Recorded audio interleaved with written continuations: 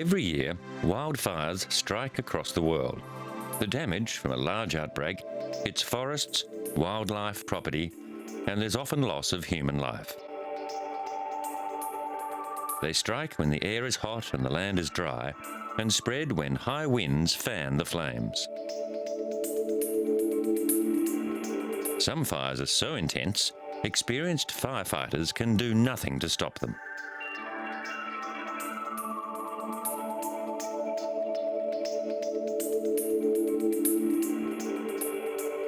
In dry conditions, forests have always been prone to fire, with lightning being the major cause of naturally occurring blazes.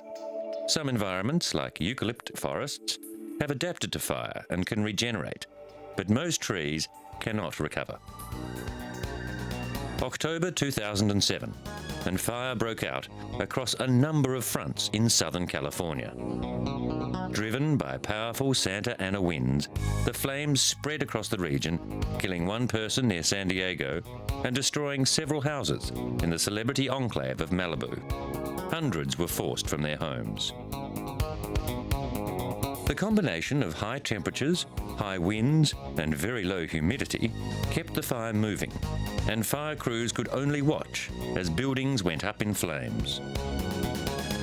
Malibu's chaparral ecosystem has many small woody plants that are full of flammable oils. Its natural tendency is to burn every 15 to 45 years.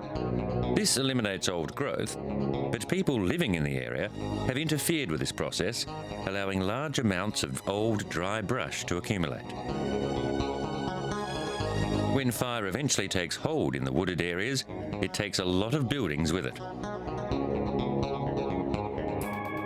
The alignment of the canyons in the Malibu region matches the direction of the Santa Ana winds. When the fire started in Malibu Canyon, driven by the wind, there was very little the firefighters could do. Erratic wind gusts hampered efforts to drop water from aircraft and pushed the flames towards a research and engineering facility.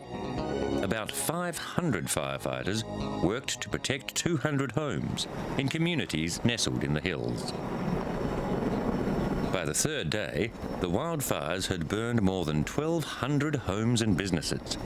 Hotter temperatures and fierce wind gusts were predicted, and the flames were proving nearly impossible to fight.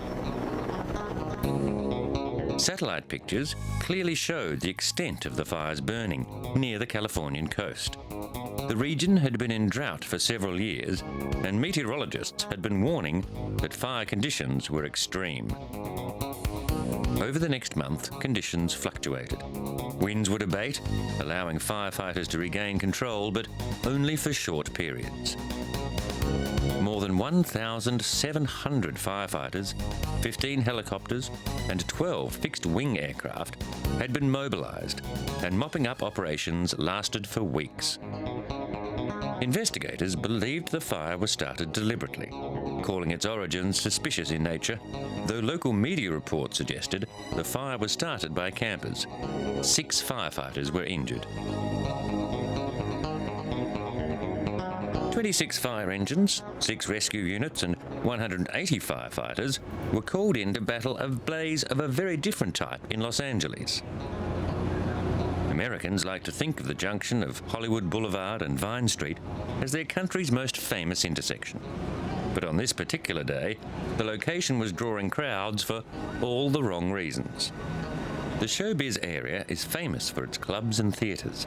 So when fire took hold of the Basque nightclub, firefighters were anxious to limit the damage to as small an area as possible. At one stage, authorities were concerned for the safety of the Capitol Records building. The nightclub, built in the 1920s, was not open at the time, and firefighters said it was fortunate that the fire happened in the early morning so engines could get through the streets, usually clogged with traffic. Building fires present firemen with particular dangers, with walls or roofs weakened by the blaze, often giving way. At one stage, the huge billboard atop the building began to flex, and all units were pulled back to a safe distance in case the structure collapsed. Firemen spent hours making sure no embers remained. The building was so badly damaged, it had to be demolished. America's worst underground coal mine fire has been burning beneath Centralia, Pennsylvania, for more than 4 decades. It started in 1962, when a fire at a garbage dump jumped to the coal seams, spreading under the town. The fire is estimated to be about 1.5 million square metres in total area. In some places, it burns to a depth of more than 100 metres, and in other places, it can burn right at the surface. In 1969, officials created an underground barrier made from the remains of burnt coal to stop the fire, temporarily eliminating concern until it became obvious the barrier had failed. In 1982, the US government decided to buy all the homes in Centralia and relocate its people, a relative bargain at less than 1/10 the amount of the cost of putting out the fire. All but 10 Centralians took advantage of the government buyout and sold their homes, which were demolished. A few narrow row houses remain. The fire is following the coal seam, but the rock above the seam is very hard. To blast and physically dig the fire out would be enormously expensive. The steam brings gases with it, which is why the government wanted to evacuate the town. Coal has meant both boom and bust in Pennsylvania. Production peaked early in the 20th century, but has been in a slow decline ever since.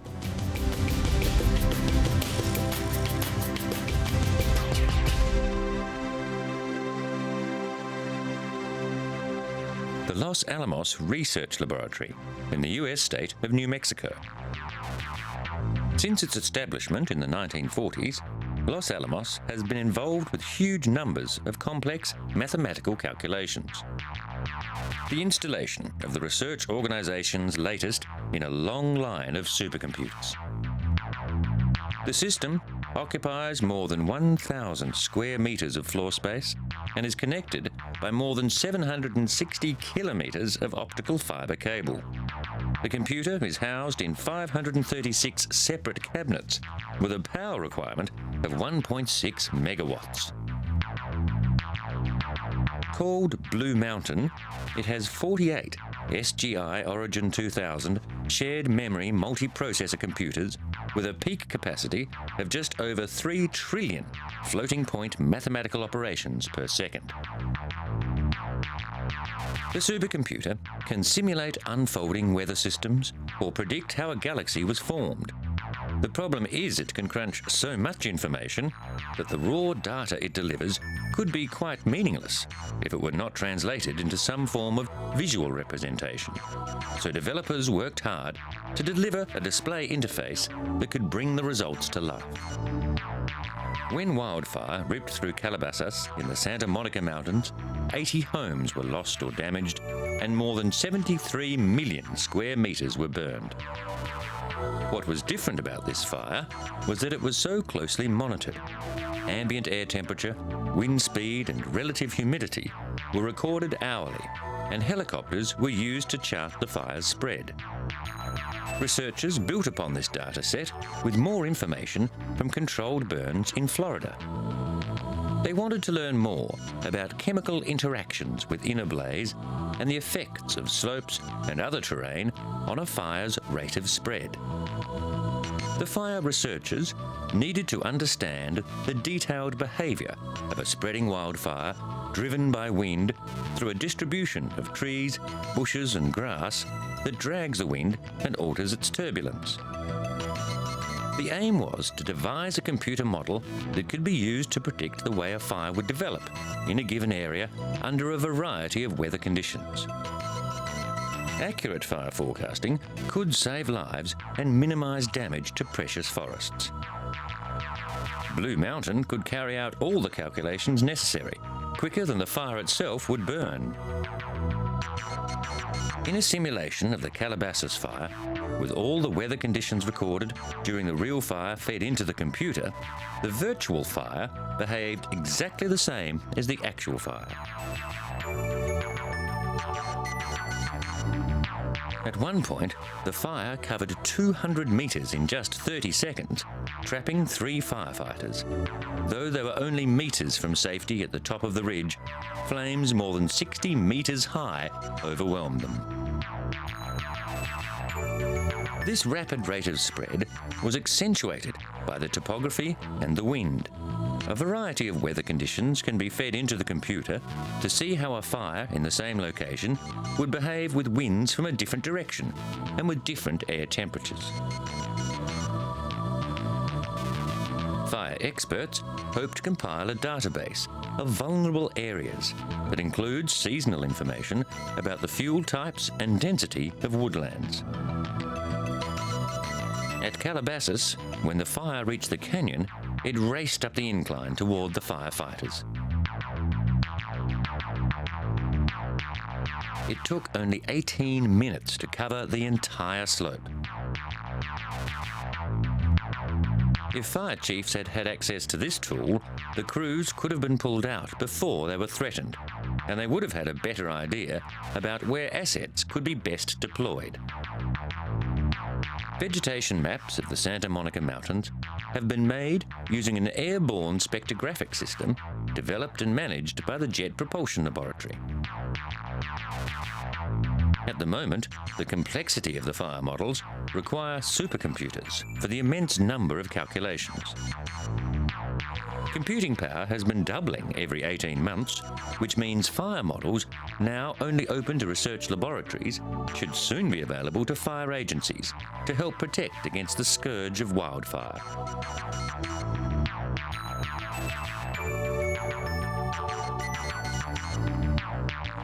In Australia, bushfires are a serious problem, and many of the fires that blacken vast areas of forest are deliberately started.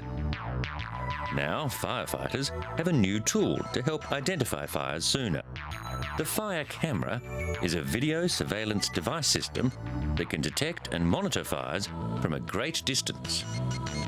The system can be remotely controlled or set to automatically scan the horizon.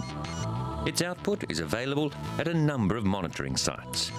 If the trial is successful, the FireCam system will be rolled out across New South Wales. The cameras are mounted on an observation tower on the edge of Sydney and can spot a fire 11 kilometres away. Using smoke recognition software, it scans the horizon. If it finds smoke, it is capable of determining the size, temperature and speed of the fire. The camera then alerts fire authorities via the internet or SMS. In the New South Wales bushfire season of 2007, 249 blazes were reported. Half of those were due to arson. The system can be used to record suspicious activity and provide evidence for investigators to prosecute arsonists. A different airborne system is also being used in New South Wales. A plane equipped with a high-definition TV camera sends live pictures back to the ground via Inmarsat's Swift 64 satellite. Fire authorities say reports from crews on the ground, combined with live vision of a blaze, will help them battle bushfires more effectively. Across Australia, wildfire has always been a problem, but in the southeastern part of the continent, a decade of severe drought conditions has made the fire problem extreme. The technology has been adapted from a system originally developed for use on oil drilling rigs. Sydney is surrounded by vast tracts of eucalyptus forest. The rugged country is poorly served by access roads, and the state's Rural Fire Authority has to be reliant on new technologies to fight the intense bushfires that strike during the summer months.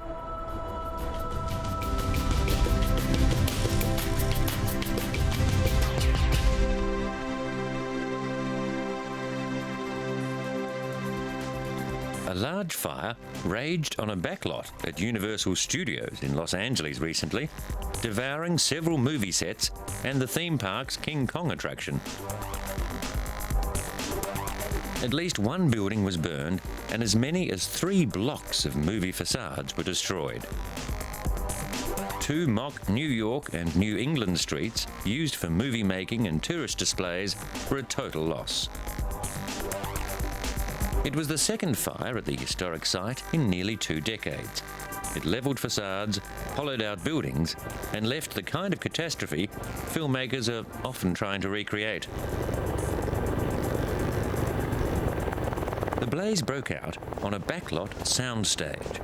40 to 50,000 videos and film reels were damaged in the vault, but there were duplicates stored at a different location. The videos included every film that Universal has produced, and footage from television series like Miami Vice and I Love Lucy. There was at least one explosion. At one point, the blaze was 2 city blocks wide, and low water pressure forced firefighters to get reserves from lakes and ponds on the property. A thick column of smoke rose hundreds of metres into the air, hampering the work of helicopters fighting the blaze. More than 100 firefighters were trying to prevent the flames from spreading to nearby brush. 6 suffered minor injuries. The Universal Studio Complex is located just 14 kilometres north of central Los Angeles, and locals were concerned that the blaze would spread to residential areas.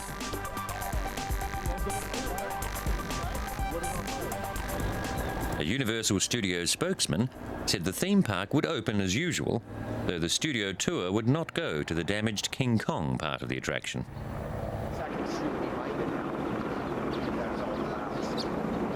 Scenes from several blockbuster films and television shows have been filmed at the studio, including War of the Worlds, When Harry Met Sally, and Scrubs. At one stage, the flames ruptured propane gas canisters, which fed the blaze. To the east of the studios, residents of Griffith Park were concerned that the thick vegetation that gives the area its character might catch fire. Firefighters said fire protection features, introduced after the 1990 fire, were not working properly. Deluge tanks, designed to dump water on the facades to extinguish fire instantly, appeared to have malfunctioned. For hours after the blaze had been brought under control, firefighters kept dousing the area to ensure no hotspots remained. The archival vaults containing original negatives were not touched, and most films or tapes lost have surviving duplicates.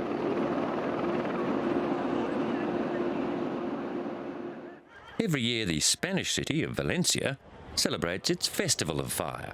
Hundreds of wood and cardboard statues called ninots are lovingly prepared.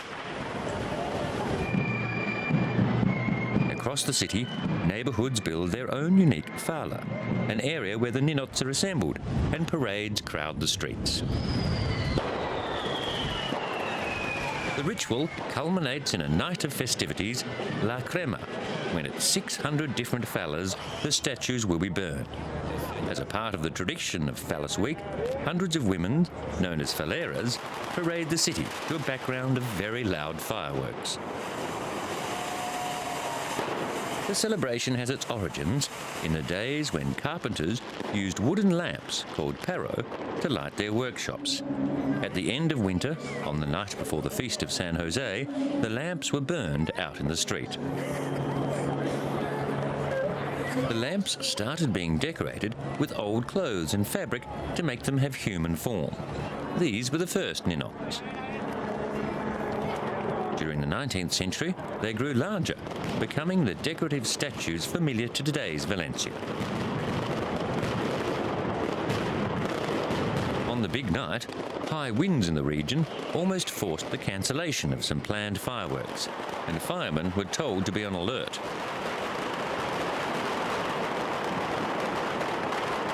Spontaneous fireworks displays occur everywhere during the days leading up to La Crema.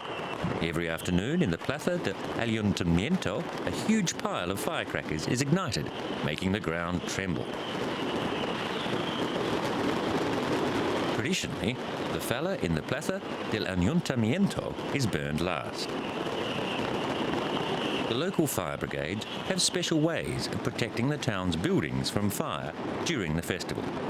Vulnerable shops are covered with fireproof tarps, while other buildings are sprayed with water.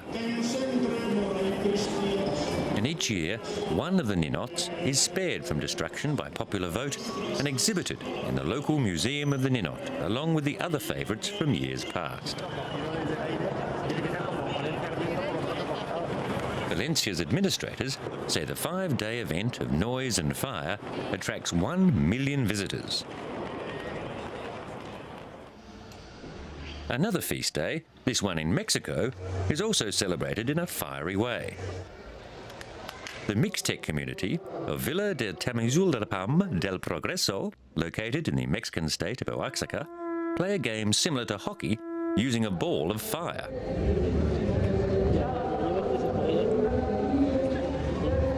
10 men, gathered in front of the municipal palace, set fire to a wooden ball covered in animal grease.